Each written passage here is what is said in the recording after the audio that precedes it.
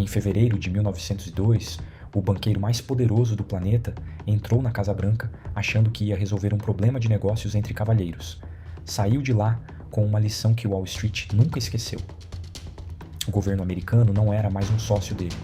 Para entender essa cena, você precisa entender a América daquela época.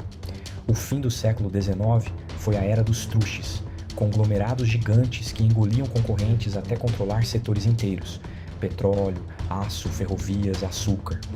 Existia uma lei antitrust desde 1890, o Sherman Act, mas na prática ela era letra morta. Os presidentes não a usavam contra as grandes corporações, e os magnatas operavam com a certeza de que o Estado não ia se meter. J.P. Morgan, o banqueiro que reorganizava indústrias inteiras da sua mesa em Nova York, era o símbolo desse arranjo. Aí, em setembro de 1901, o presidente William McKinley foi assassinado. Quem assumiu foi o vice, Theodore Roosevelt, 42 anos, o presidente mais jovem da história dos Estados Unidos até hoje. Os chefões do Partido Republicano tinham colocado Roosevelt na vice-presidência justamente para tirá-lo do caminho, porque ele era considerado imprevisível demais, independente demais. De repente, o homem que eles queriam neutralizar estava no comando do país. Meses antes, Morgan tinha fechado uma das maiores operações da época, a Northern Securities, uma holding capitalizada em cerca de 400 milhões de dólares, dinheiro daquele tempo, que unia as principais ferrovias do norte dos Estados Unidos sob um controle só. Na prática, quem quisesse transportar qualquer coisa naquela região passaria pelas mãos de Morgan e dos seus sócios. Era o tipo de negócio que ninguém imaginava que pudesse ser desfeito. Em fevereiro de 1902, sem avisar Wall Street, o governo Roosevelt entrou com um processo para dissolver a Northern Securities, com base no Sherman Act.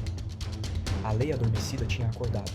O mercado entrou em pânico, e Morgan foi pessoalmente à Casa Branca. Segundo os relatos da época, ele propôs ao presidente algo na linha de: manda o seu homem falar com o meu homem e a gente resolve isso. Era assim que ele sempre tinha operado, tratando esse governo como mais uma empresa na mesa de negociação. Roosevelt recusou. A mensagem era clara: o presidente dos Estados Unidos não negocia de igual para igual com um banqueiro. A lei valia para todo mundo, inclusive para o homem mais rico do país. O caso subiu até a Suprema Corte, e em 14 de março de 1904, por 5 votos a 4, a Corte decidiu: a Northern Securities violava a lei antitrust e tinha que ser dissolvida. Uma margem apertadíssima, um voto de diferença. Mas foi o suficiente para mudar a relação entre poder econômico e poder político nos Estados Unidos. Pela primeira vez, um conglomerado montado pelos homens mais poderosos do capitalismo americano foi desmontado por decisão do Estado.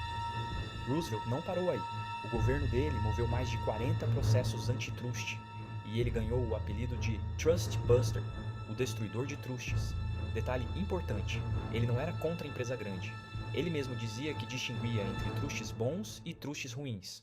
O problema não era tamanho, era abuso. Em 1902, ele também mediou uma greve nacional dos mineiros de carvão, chamando patrões e trabalhadores para a mesma mesa, coisa que nenhum presidente tinha feito antes. Essa filosofia ganhou o nome, o Square Deal, o Acordo Justo. Regras iguais para capital e trabalho. Em 1904, o eleitorado respondeu: Roosevelt foi eleito com uma das maiores votações da história americana até então, e o efeito mais duradouro veio depois. Em 1906, o governo Roosevelt abriu o processo contra o maior truste de todos, a Standard Oil, de John D. Rockefeller.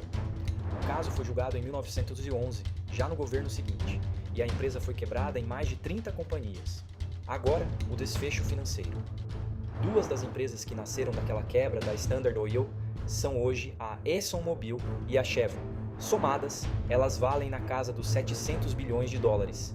E a ExxonMobil figura entre as empresas mais valiosas do mundo há décadas. Rockefeller, aliás, ficou ainda mais rico depois da quebra, porque as partes valiam mais separadas do que juntas. E o precedente que Roosevelt criou virou a base do direito antitrust moderno. É a mesma lógica usada mais de um século depois, nos processos contra a Microsoft nos anos 90 e contra o Google nos dias de hoje.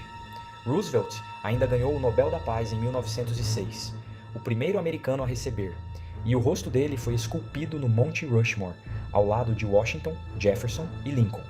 A lição de negócio aqui é dura e permanece atual.